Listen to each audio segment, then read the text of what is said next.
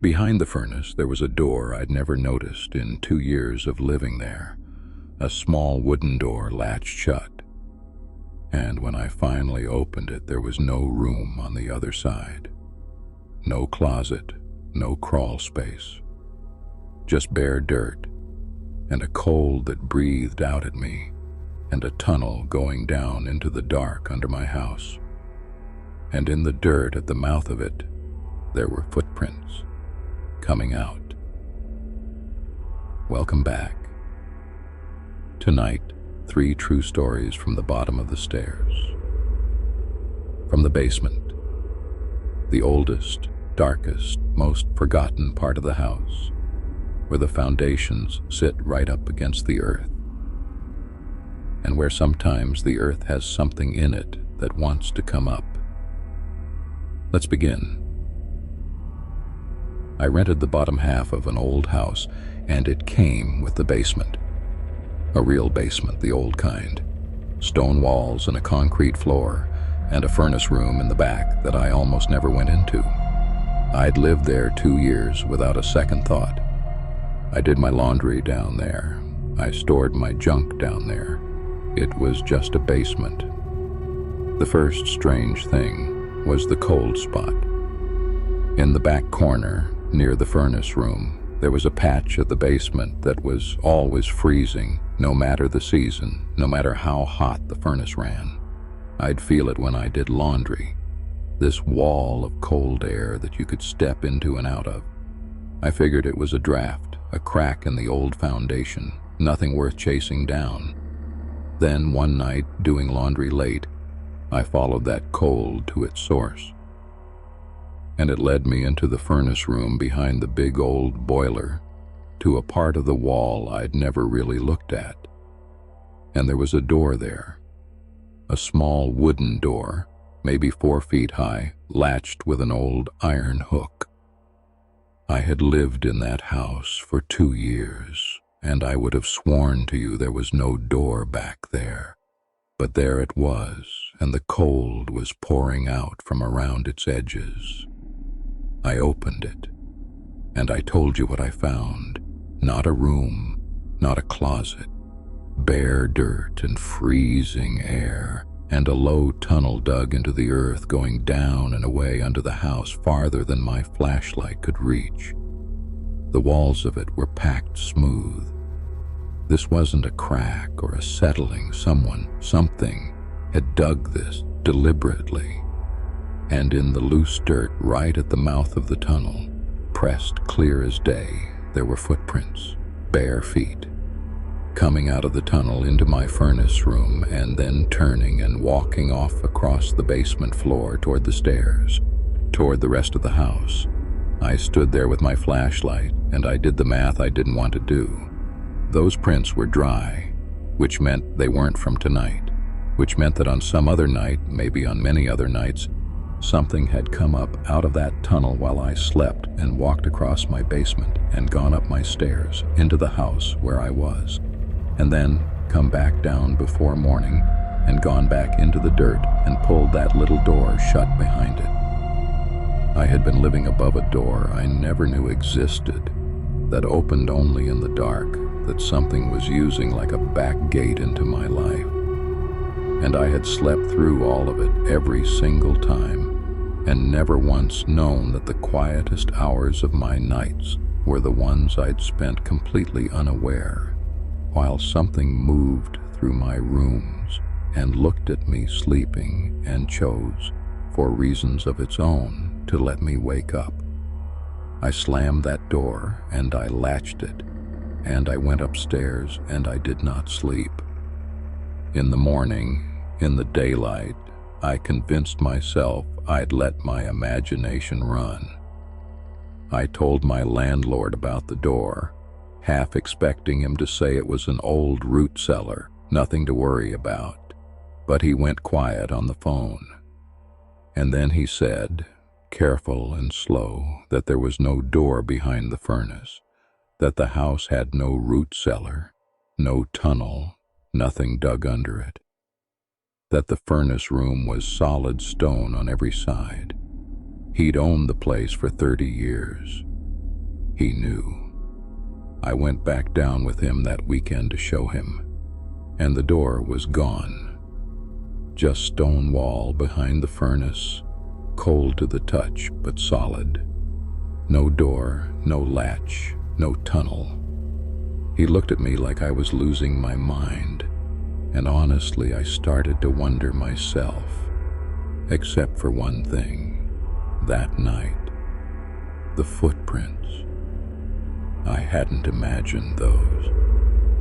And when I got down on my knees in the furnace room with the landlord watching, and I brushed the dust off the concrete floor near where the door had been, there they were.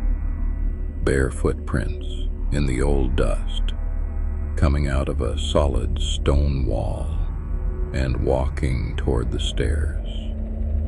I moved out that month. I never found out what had dug its way up under that house or where it was going when it walked toward my stairs at night. I only know that the door was only there in the dark, and that the cold spot, the last time I felt it, wasn't in the corner anymore. It had moved. It was at the bottom of the stairs. Whatever had climbed those stairs came from somewhere. The next family found out exactly where. A slanted steel bulkhead in their yard, and the muddy handprints of something clawing its way up from underneath the house night after night, trying every door it could reach. The mother noticed the handprints first.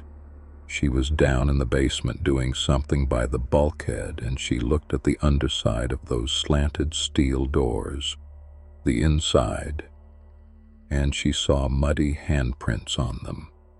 Not down low, up high, as if someone had been standing at the bottom of those cellar steps and reaching up, pressing their muddy hands against the inside of the closed doors, climbing. The prints started near the steps and went up the slant of the door toward the seam at the top, where the two halves met, like something had been trying to push its way up and out. From the inside, from under the house. She wiped them off. She told herself the kids had been playing down there with muddy hands, though the kids swore they hadn't, and the prints were too big for the kids anyway. She measured one of the handprints once before she wiped it away, holding her own hand up flat beside it. It dwarfed hers. Long fingers, splayed wide, pressed hard enough to grind mud into the very grain of the steel. And there was something about the way they climbed that she couldn't unsee once she'd seen it. They weren't the neat prints of someone politely trying a door. They were frantic, overlapping, dozens of them layered on top of each other, all reaching up toward that seam at the top. The desperate scrabbling record of something that wanted out of that basement so badly it had clawed at the doors until its hands were caked in the cold earth it had come up through.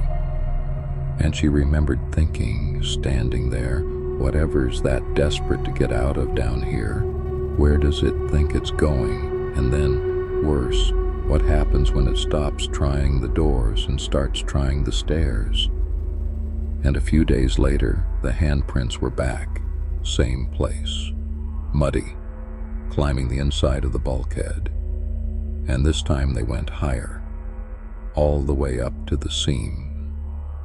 They kept that bulkhead bolted from the inside, always. A heavy slide bolt thrown across the two doors, so nothing could open it from the yard. But the prints weren't coming from the yard. The prints were on the inside.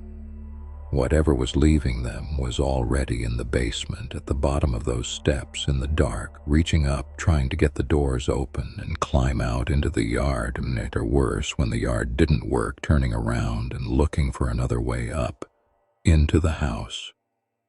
The night it came to a head, the father heard the bulkhead rattling, that heavy steel banging against the bolt over and over, from down in the basement.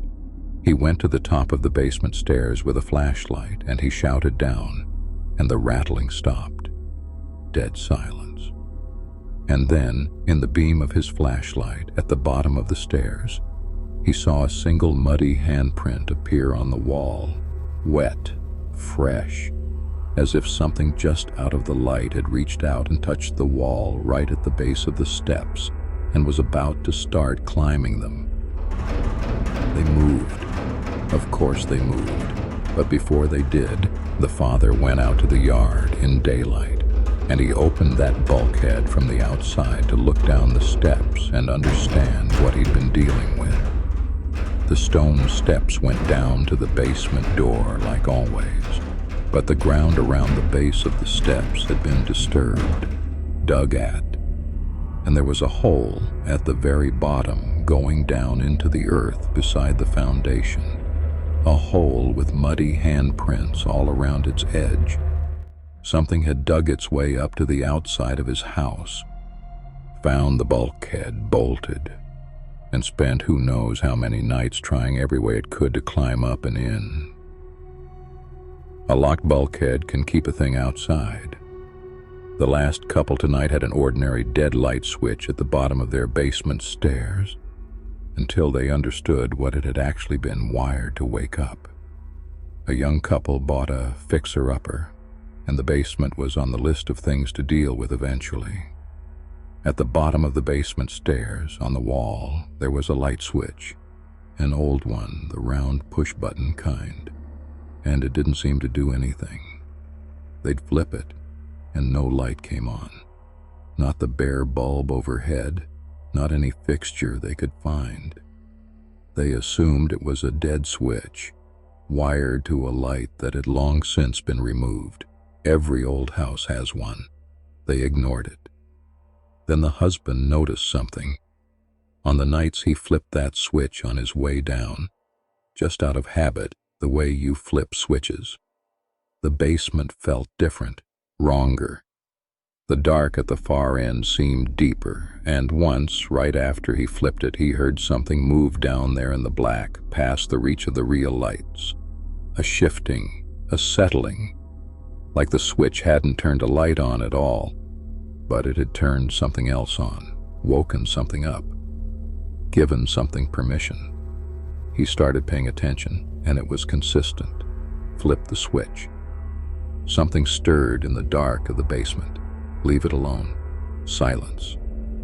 He told his wife, and she thought he was being ridiculous, until the night she flipped it herself, on a dare, laughing. And the laugh died in her throat, because from the darkness at the far end of the basement, something laughed back, low, wet, delighted, in answer. They taped over the switch after that, put a piece of duct tape across it, then a plate, then a heavy shelf in front of the whole wall so no one could reach it, so no one could flip it, not even by accident. For a while, life went back to normal. They almost forgot about it. They'd even laugh about it. The haunted light switch, their spooky little basement, a good story to tell at parties. That's the thing about fear. It fades if nothing feeds it. Months went by. They finished half the renovation. They stopped thinking about the far end of the basement at all. And that, the husband said later, was probably the whole point, because whatever was down there was patient in a way that people simply are not. It could wait out their fear. It could wait until they'd relaxed, until they'd stopped guarding the switch, until the shelf in front of it was just a shelf again and not a barricade. It could wait until they had forgotten entirely to be afraid, and only then, in its own time, do something about the shelf. And for a while, that worked. The basement stayed quiet. Whatever the switch woke up stayed asleep. Until the morning, they came down and found the shelf moved. The plate pried off. The tape peeled back. And the switch that turned something on, not off, flipped up into the on position from the inside of the wall.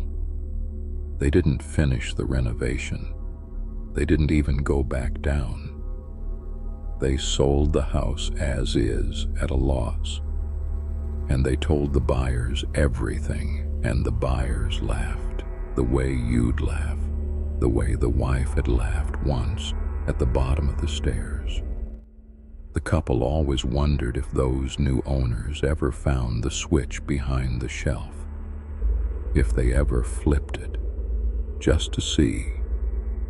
And whether in the dark at the far end of that basement, after all that quiet, something finally got to wake up again and found someone new standing at the bottom of the stairs with a hand on the switch saying, "Come on out." That's all for tonight. If this one's got you eyeing your basement door, then do the thing that keeps a channel like this alive. Subscribe and turn on that bell, because there's a new true horror story here every single night, and you don't want to be the one who missed it.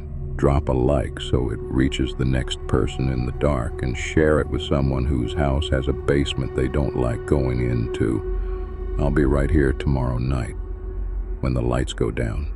Sleep well, if you can. Like, share, and subscribe for daily horror stories every single day.